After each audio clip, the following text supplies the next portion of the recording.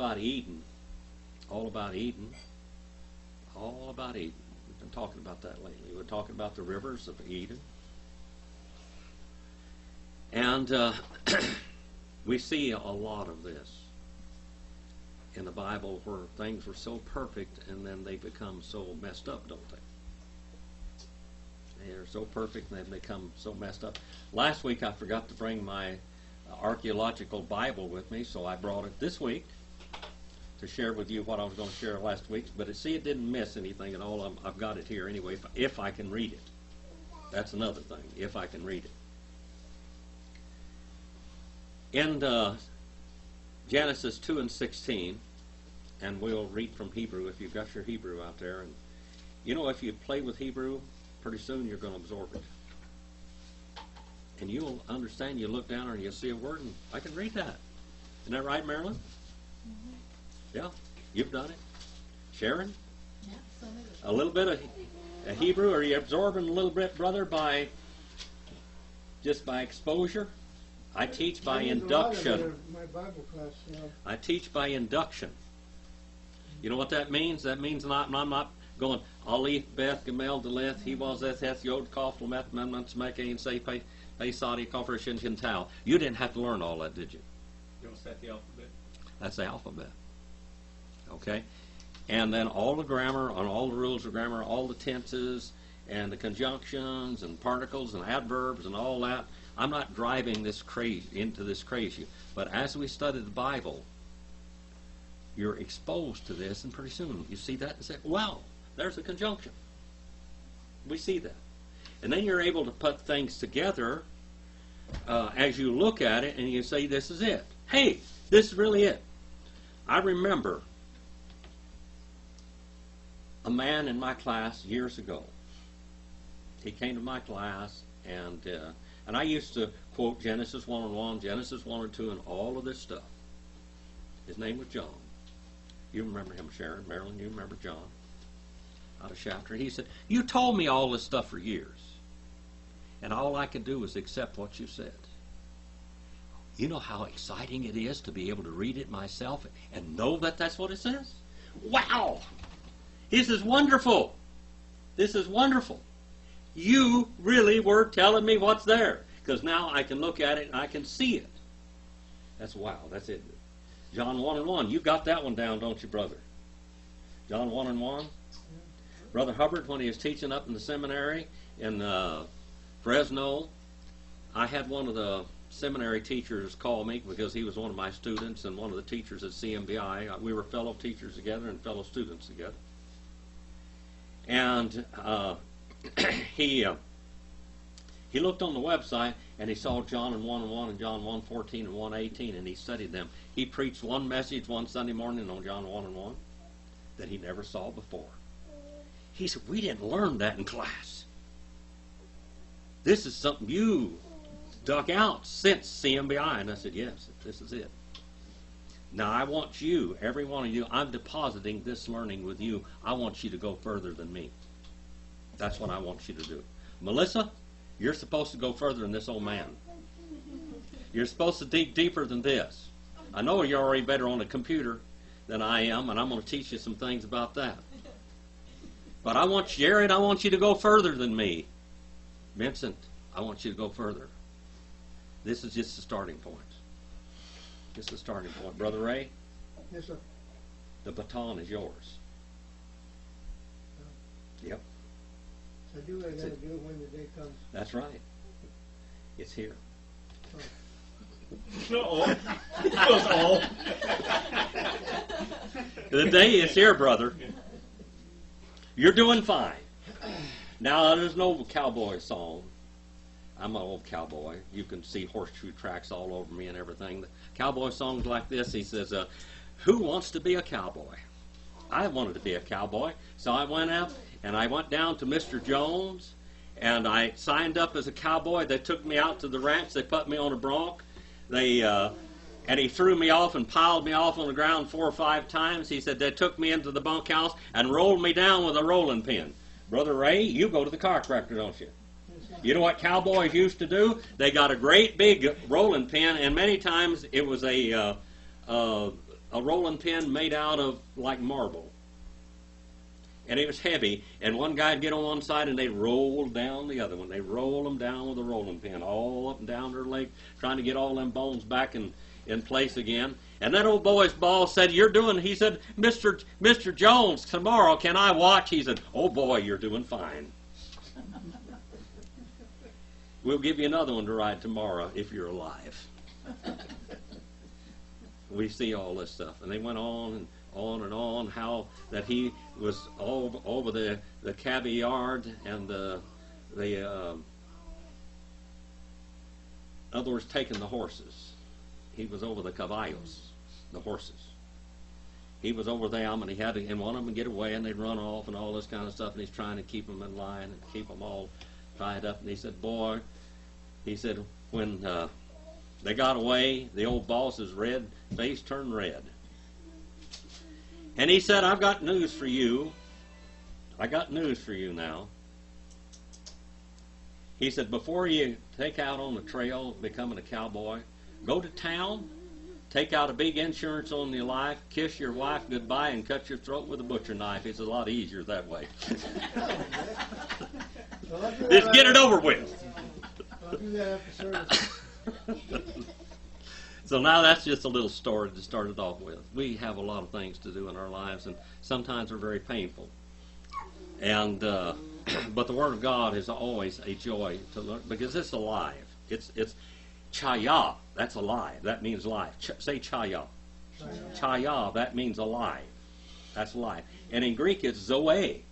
And we have zoos that are living museums, aren't they? California Living Museum, calm out here, out by the river. Life. The Bible is full of life. Wayetzal, that's what it says. And then Hadavar, Elohim, Al Ha'adam, Lemor, Mikol, Etz, Hagan, Akol, Tochel. And it says here, Wayetzah. Wayetzah means he commanded and charged strongly because it's third person masculine singular. And what is the verb that shows intensity in Hebrew, Brother Ray? You remember? The verb stem that shows intensity. Marilyn? What? No, that's point action. Sharon. How would it be PL stem. PL. Say PL. Get this down. PL stem means power and intensity. When God gives commandments and everything, whatever, PL stem, that's very important. Brother Hubbard used to drive that. He said, learn this word, young man. PL stem, that means with great intensity. Cain killed Abel in the PL stem. He murdered and slashed and killed him. God created in PL stem. When God gave the commandments, he gave them in a PL stem. And then we have the word Hadabar, and this is Jehovah here. Jehovah. And I keep telling you over and over this because I want you to understand it. I want it to fall out of your ears when you see it. That is the word Jehovah. And it has the other name here too. Elohim. All right? Here's the whole title of the Godhead. This is Jehovah Elohim now. This is our Redeemer God. Jehovah means what? He who shall become. It comes from Hayah. This is the root right there. That's Hayah.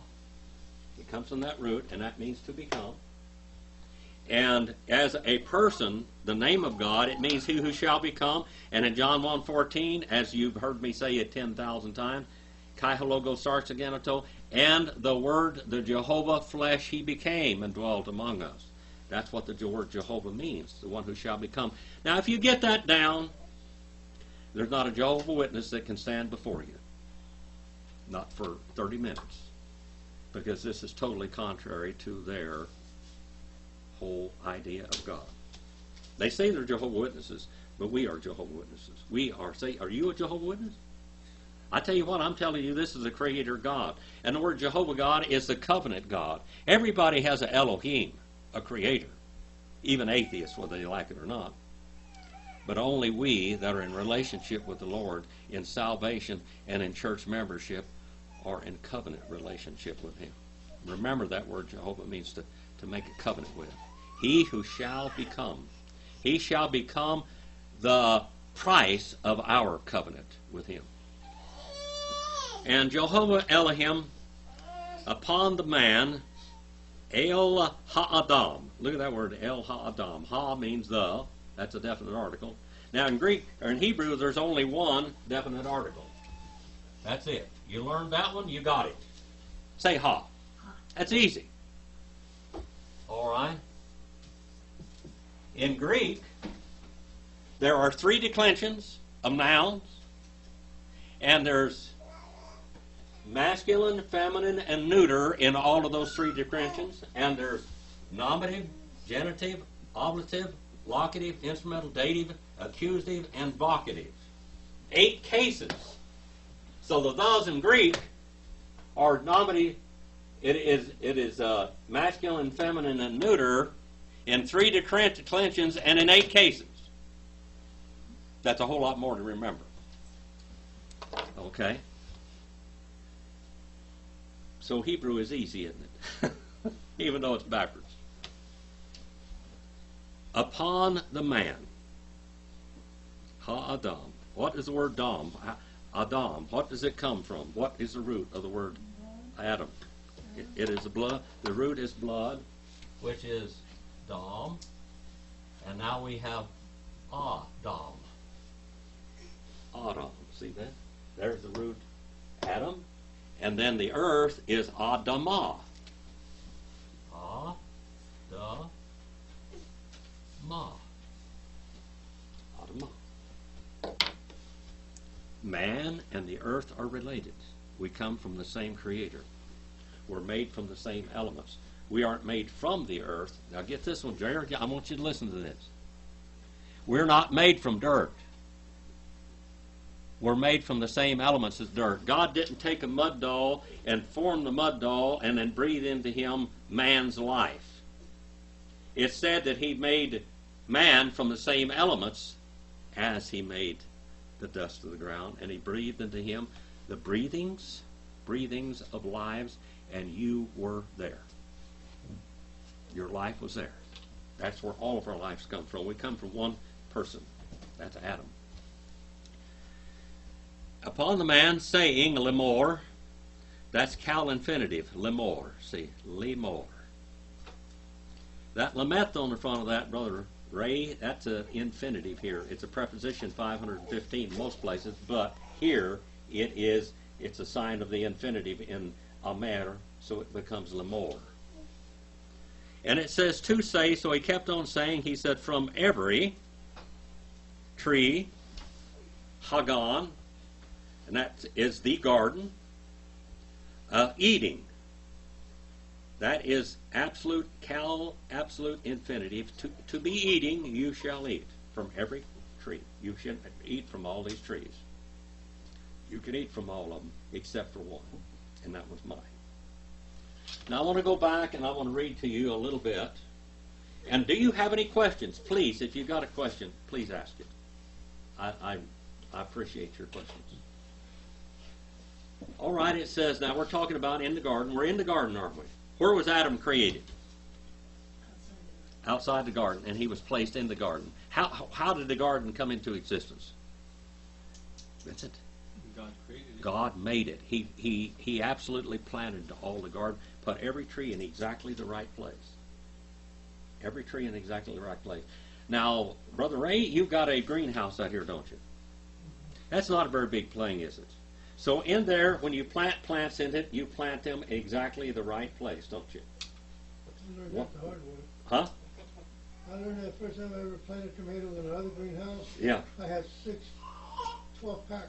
Mm-hmm. And Melissa's mother told me, I said, how many plants you got in here? Yeah. You know how big they get? I said, well, I never planted. You'll find out. Yeah. I had to go in there with a machete. I couldn't open the Could door you? after that. You couldn't get in the door. No, I couldn't. You can't get in the door. Now God, we plan, a lot of our planning is by what? Emergency. But God plans everything ahead, so He planted everything exactly in the right place. Okay? Now, I want to read to you talk about the location. Remember, the earth. Let's look at this. Now here is a globe of the earth, and here is the African continent, and here is the European continent up here, and here we have Spain over here, and we have the Mediterranean Sea in here, and the Black Sea over here. We have Saudi Arabia over here, and right here we have the Middle East, and right over here somewhere yonder is where we're talking about right now. But remember, all of the earth was together, so Africa was part of this, wasn't it? Cush was part of this. America was part of it, because look over here at America. See how it fits all together? Look at the globe. It just goes together. Now all the dirt, all the lands, all the gay or Everett's was all in one place. All right? All in one place. Now, this writer of this archaeological thing someplace missed the boat a little bit about that. They don't understand about the earth being Godwana or Pangea, all as like I've showed to you on the blackboard here. The name Eden might have one or two origins. The Sumerian word Eden, which means steep or open field, or the identical Semitic word denoting luxury or delight, and that's where we're coming from, isn't it? Delicacy, it means dainties. In Scripture, Eden is not only the name of the garden in which the first humans resided, but also a metaphor representation of the garden of God, Jehovah's dwelling place, Isaiah 51 and verse 3 and Ezekiel 28 and verse 12. And how many Edens were there? Two. Okay. One where Lucifer was, the throne room, and one where Adam was. And then it says here, Ezekiel 28, and then 15, and 31, 8 through 18. Eden's precise location remains a mysterion. Genesis 2 and 8 indicates that the land that the Lord planted the garden in the east of Eden, and this suggests a location east of Canaan. Canaan is what? Palestine. In addition, the Bible associates 4 rivers with Eden: the Pishon, the Gihon, the Tigris, and the Euphrates. Now, as we know that in the days of Peleg, God divided the earth later on, right over in this period of time, right here. Here we have Adam, we have Noah, and then we have human government, we have Nimrod and his problematic problems with God, and then we have the languages confused, and we have the division of the earth. That's all of here before Abraham is here. I want you to get all this stuff in your mind. I hope it holds it all. The Tigris and the Euphrates are undoubtedly the 2 Mesopotamian rivers that still bear those names today. The Gihon, possibly Hebrew for, remember what it was supposed to be? To gush. And the Pishon, usually understood to be a form of Semitic verb to spring out and to gush, are more difficult to identify. A spring named Gihon waters Jerusalem, doesn't it? The Gihon Spring.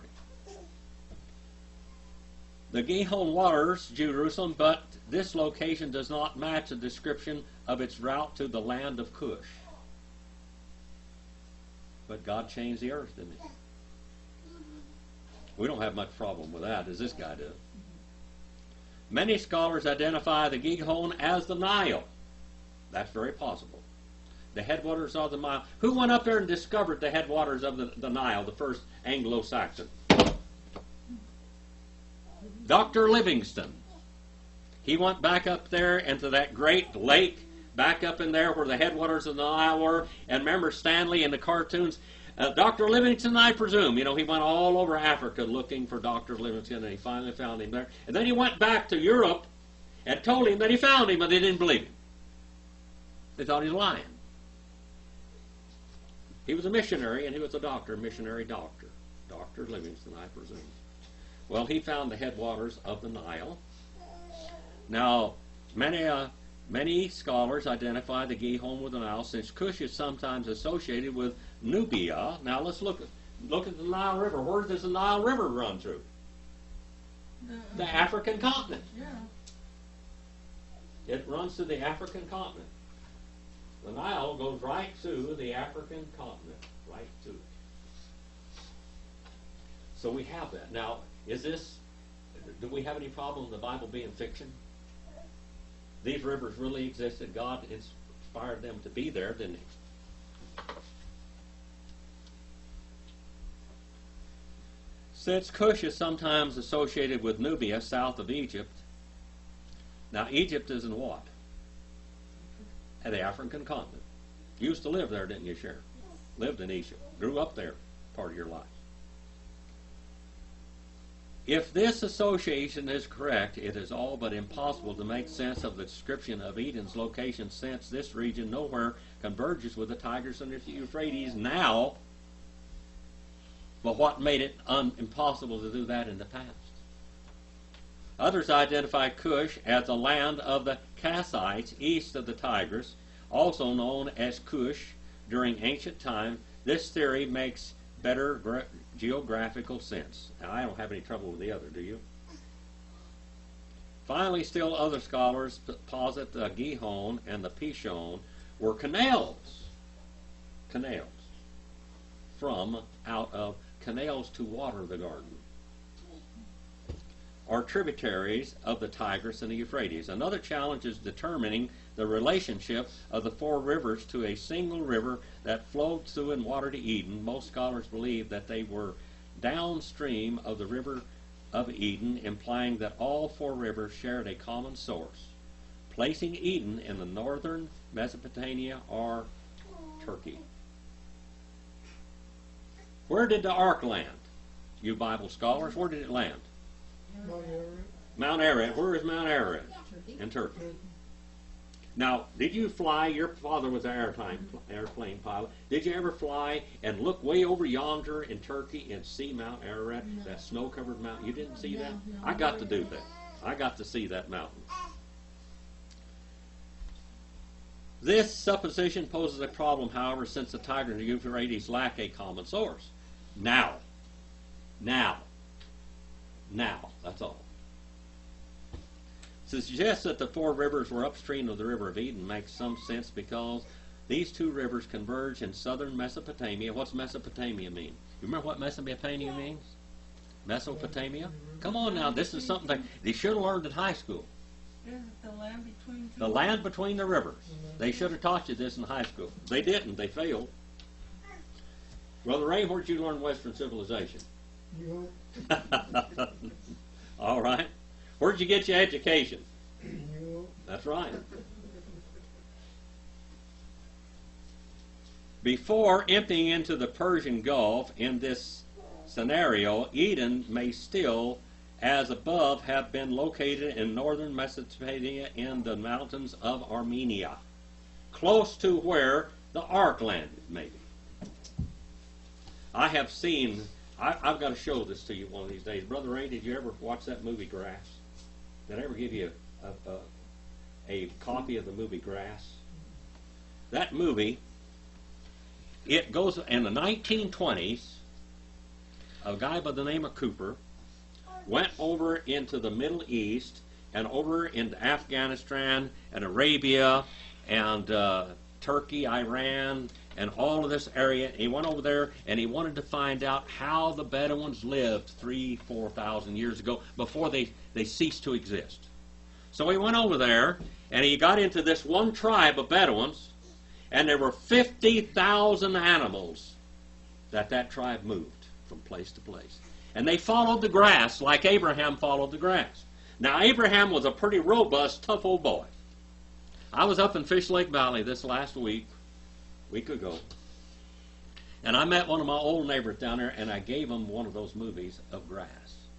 And he just said, I've watched that thing 20 times. He said, that's the most amazing movie I ever saw in my life. I watch it so much my wife just gets tired of it. But I never do. Have you ever heard about somebody walking 5 miles barefooted in the snow to school and back? You ever heard of that story? This is beyond that, fellas, girls. In that movie, Grass, it shows how the Bedouins really lived. And they had to cross these big rivers. And these big rivers are coming out of these snow-capped mountains like Mount Ararat. and rushing and roaring down there, and the waters are just white with minerals. And they're going across these rivers, they're going across these mountains, and they take, and goats won't swim. So they have to put goats on these, and they make these rafts, and they blow up the bladders, or the stomachs of these animals.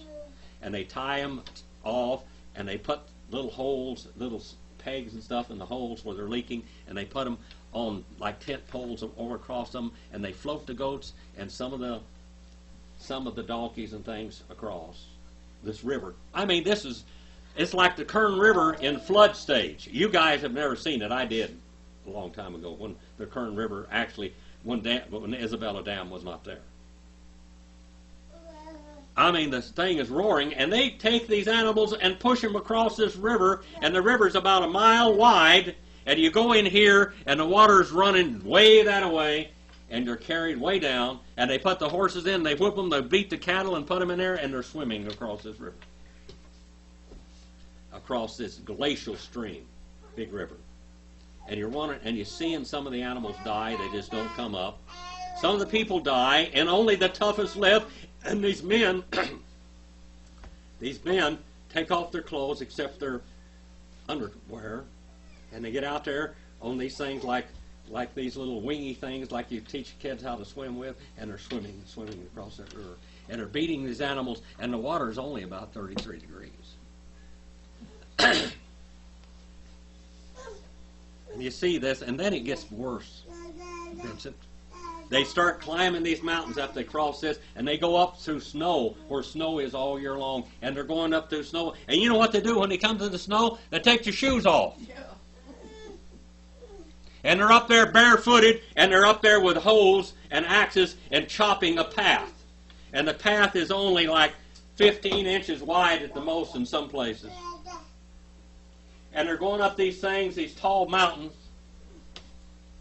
just back and forth switchbacks like this. I mean, it's like this vertical. And it's all snow, and they're chopping away, and they're going up there barefooted. This really happened. It's on film. You watch it. They take their shoes off because the snow will eat their shoes up. The ice will eat their shoes up. They got to save their shoes. Can you imagine how tough? They remind me of American Indians. Track Joseph, Chief Joseph of the Nez Perce, as he took on a whole United States Army and took them through things like just exactly like this. That's the way Abraham traveled. It was rough going, wild country.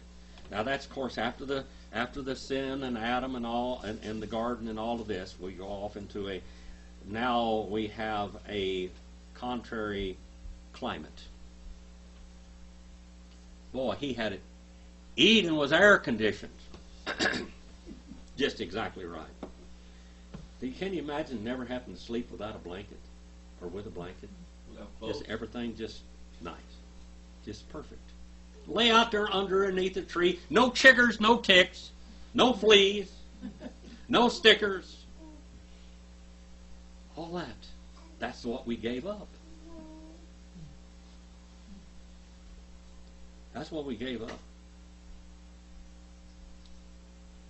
It said, from which the Tigris and the Euphrates, as mountains of Armenia, sprang, and another possible setting would have been southern Mesopotamia, where they converge and end.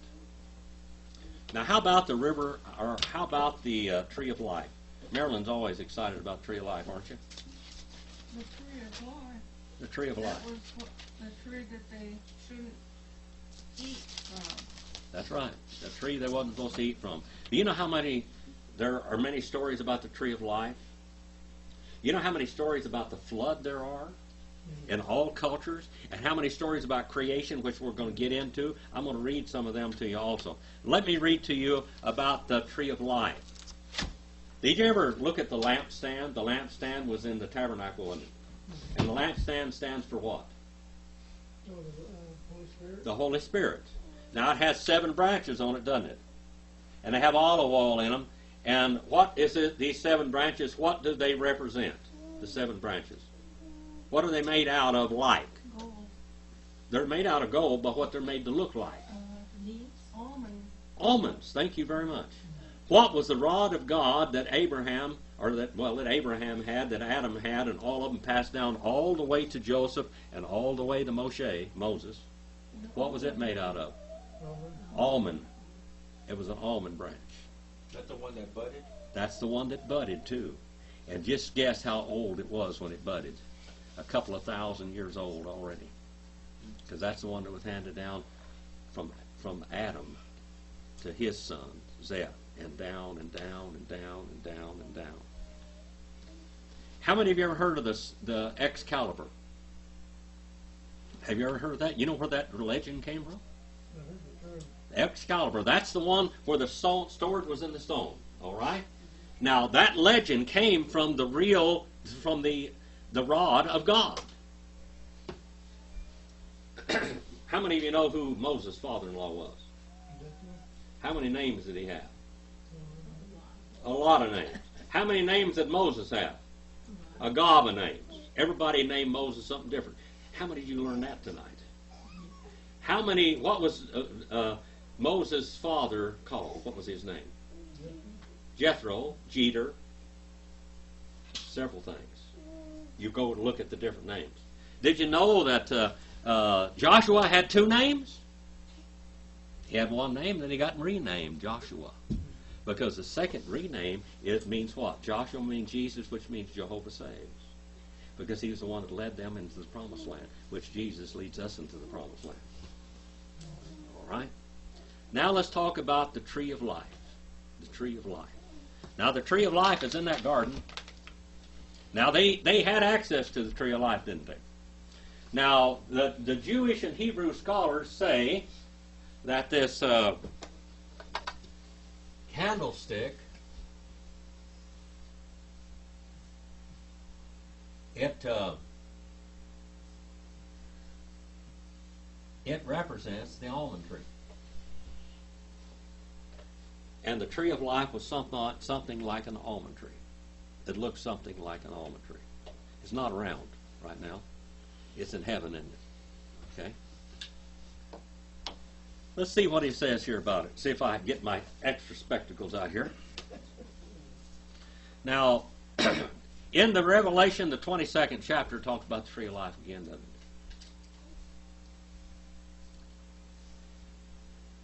The tree of life in Genesis 2 and 3 represent the eternal life that humanity lost in the fall. Ezekiel 47, trees with healing fruit grew alongside the river that flowed from the temple in the kingdom of God. The menorah, the lampstand, placed in the temple may have been an abstract representation of the tree of life. You heard that one before, Brother Ray? In biblical wisdom texts, such as Psalm 1, the righteous are compared to a tree planted by the rivers of water, and in Proverbs 13:8, wisdom is described as the tree of life to those who take hold of her. Marilyn, once upon a time, you took a little bush that was what? A bay bush, you thought. A bay bush. A bay bush. Now, a bay bush is not a bay bush, it's a bay tree. It's a baby bay tree. And when you plant the tree by the waters, where the bay tree has many waters, that's the tree they're talking about in the Bible, by the way. How big did that tree get? It started lifting up the edge of the house, and I had to go chop it off. Because they planted it within 6 inches of the house. And the trunk was that big. It's still there, part of it. They grow. Okay, now this tree of life. A tree of life, those who take hold of her. Outside the Bible, the Jewish sources abound with references to the tree of life. Trees appear regularly in Jewish artwork, and they are especially common in funerary settings. In this context, almost certainly representing the tree of life as a symbol of immorality, or immortality, that is. The tree of life was common in early Jewish religious literature. The text called the Targum Noephiti says, the laws is for or of the tree of life to all who study it, and those who guard its commandments will live and rise up like a tree of life in the world to come. The idea that the Aaron's rod budded was a type of what, Vincent? Aaron's rod that budded was a type of what? The resurrection. The resurrection. Of Jesus? The Anastasia. Did you know we're coming up to the Easter season, aren't we?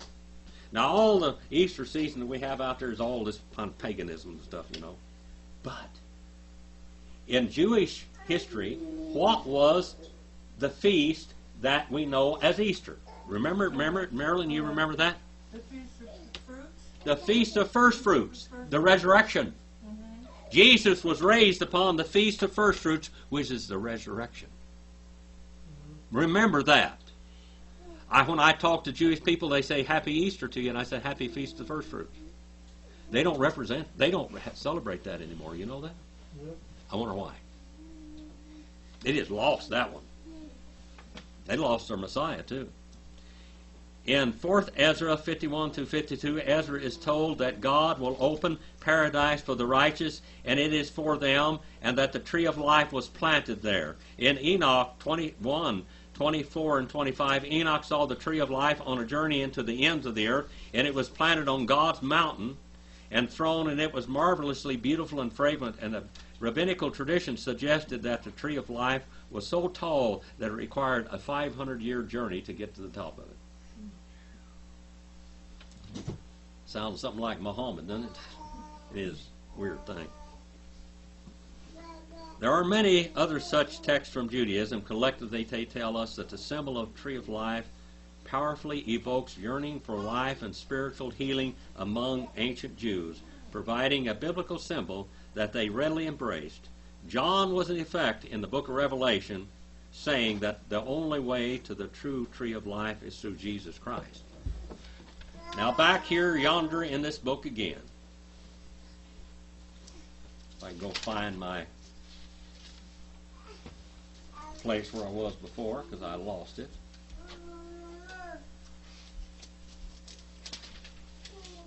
Ancient creation narrative. Remember I told you where this idea that God created chaos came from? Where did it come from? Paganism. Paganism.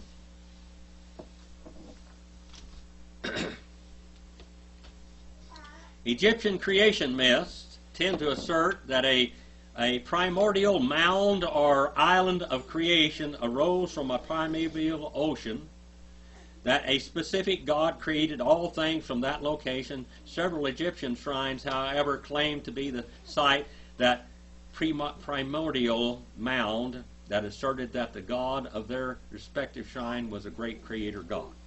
Now, when I was in Damascus, Syria, they have a place over there in Damascus, Syria now that they say was Eden. I've been there. Have you been there? No. Yeah, I tell you what, going to Syria is a real risky situation. It was a real risky situation when I was there. I was there for 9 days, wandering around there. I saw that ancient church where Paul was baptized, the grounds of that ancient church anyway. I saw the place where they took Paul and put him down in a basket over the wall. I don't think you're going to see anything like that over in Syria today. All you're going to see is ISIS, pretty much. By the way, where's the Mahdi going to come from? Arabia? Syria. Oh, Syria? That's right. He's going to the Mahdi. What's called the Islamic Messiah is going to come from Syria. At Memphis, it was Ta, At Himapolis. It was Thoth and At Hittopolis. It was Re Atum. Here a sacred stone was said to mark the very spot where Re Atum is in the form of a bird, alighted and initiated the creative process. We have the Thunderbird, don't we? The American Thunderbird. The Americans, they had this idea. They knew, the American Indians knew the flood happened here.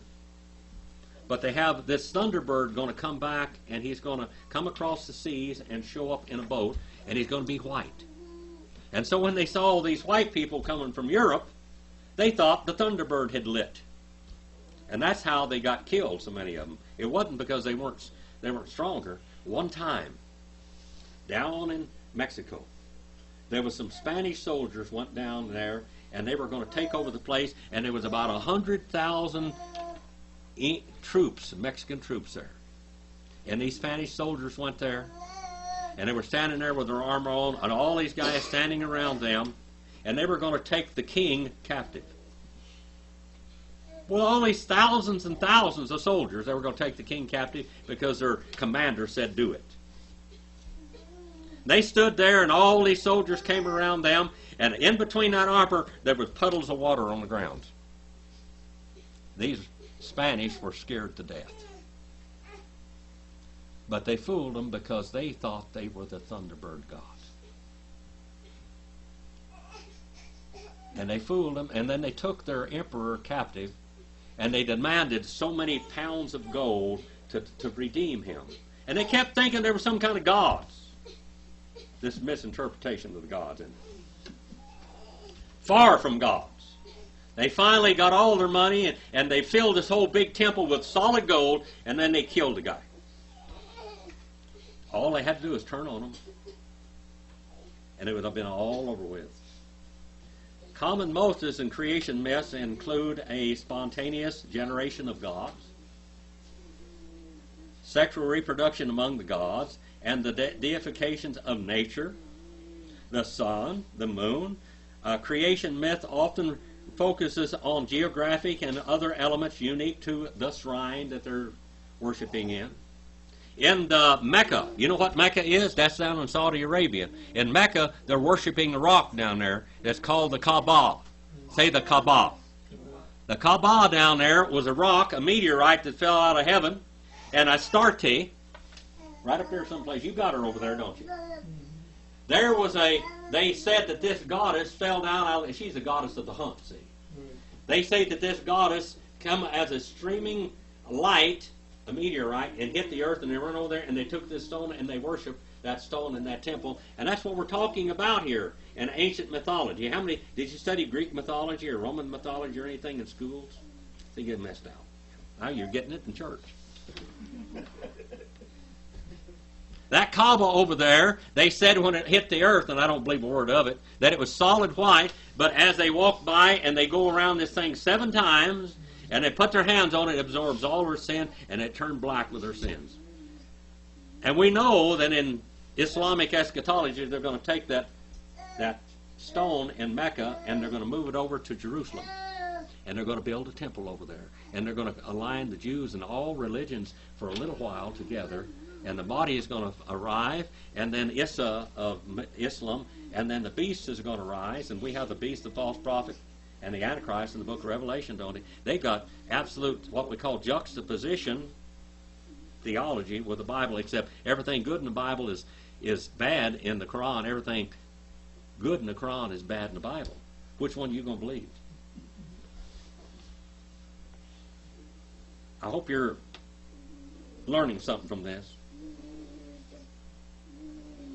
The shrine associated with a myth and an Egyptian myth, for example, may pay special attention to the creation of the Nile. Where did the Nile come from? It's probably one of them rivers that was in Eden, isn't it?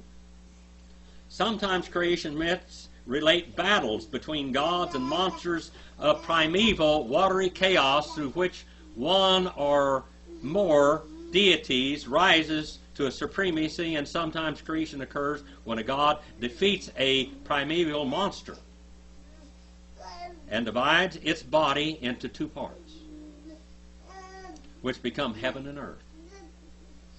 Heaven and earth was once a monster that was divided.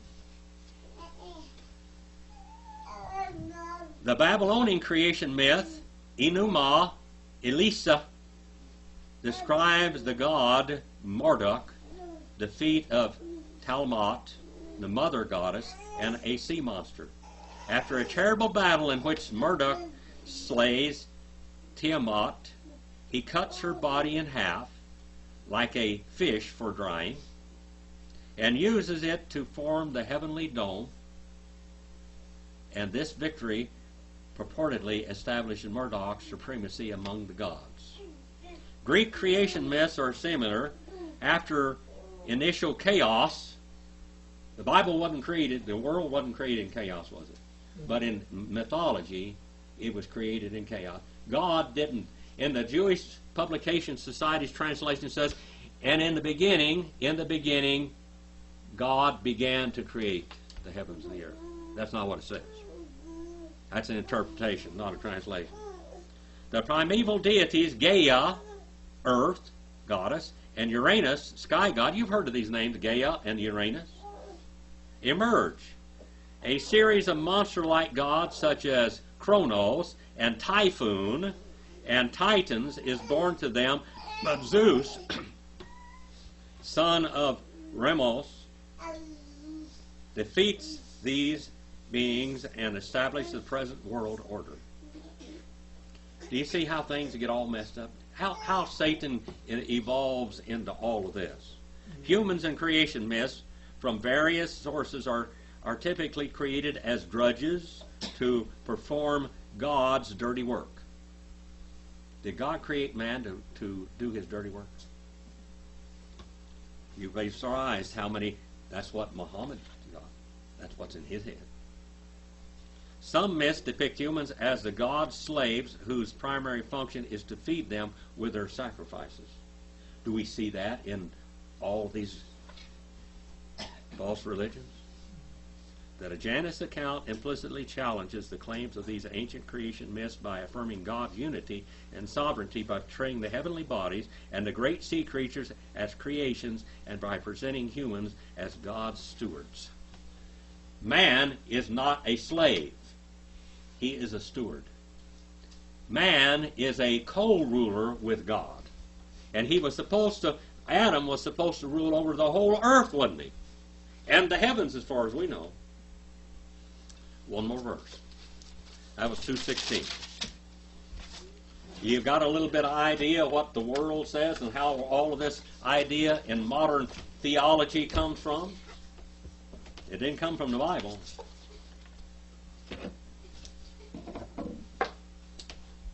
Two and 17. Umeetz, Hadaath, Tov, Bara, Lo, Takal, Memenu, Ki Biom, Achalika, Memenu, Moth, Tamoth. Remember this one.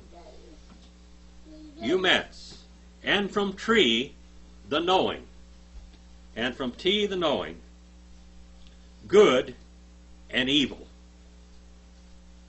Good and evil. From this tree, you're going to know good and evil. Good and evil. This word is tov, Sharon. That's like akathos. Yes. Okay. The tree of life and the tree of good and evil are different trees. That's absolutely different trees. Okay. That's two different trees. The tree of knowledge of good and evil.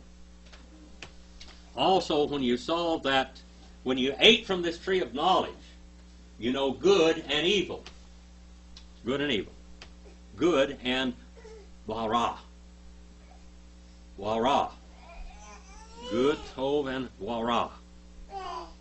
Ra is evil. That's deceit. Lying, cheating, stealing. Murder. Envy. All of the stuff is in this word Ra. Good and evil. Tov and Wara. Not to call, not you may eat. And this is imperative. Not you may eat from her. Because in day of your to eat from her, dying, you'll be in the process of to die. And that word is mios. Tamot. Dying you shall die. Dying you shall die. Adam and Eve began the process of dying when they do that. And I'm going to introduce something to you that maybe you have never heard before. In that knowledge of the tree of good and evil, Tov and Ra. Say Tov. Tov is good. Agathos in Greek. Spiritually good. And Ra, or Poneria. Okay?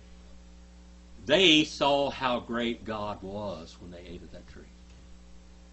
And they saw how good God was, and they saw how evil they had become. Wow!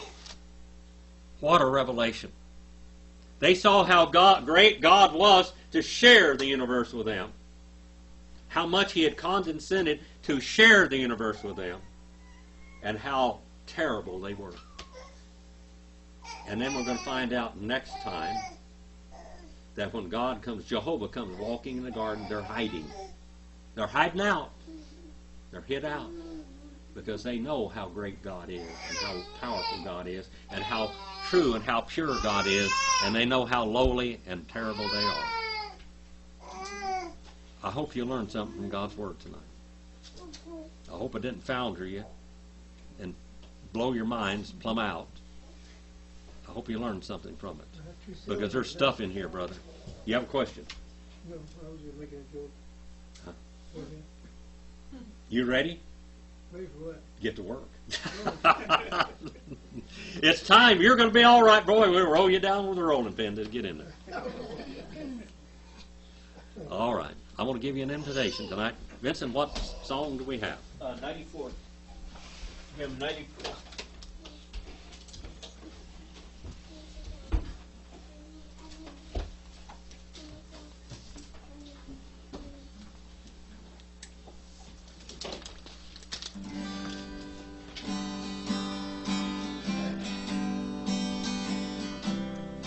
Now, if you're here, you want to join the church, you want to get saved, whatever you want to do with your life, we give you that invitation. If you're out there, yes, brother. I'd like to ask for church membership. All right. Well, come right up here, brother. Amen.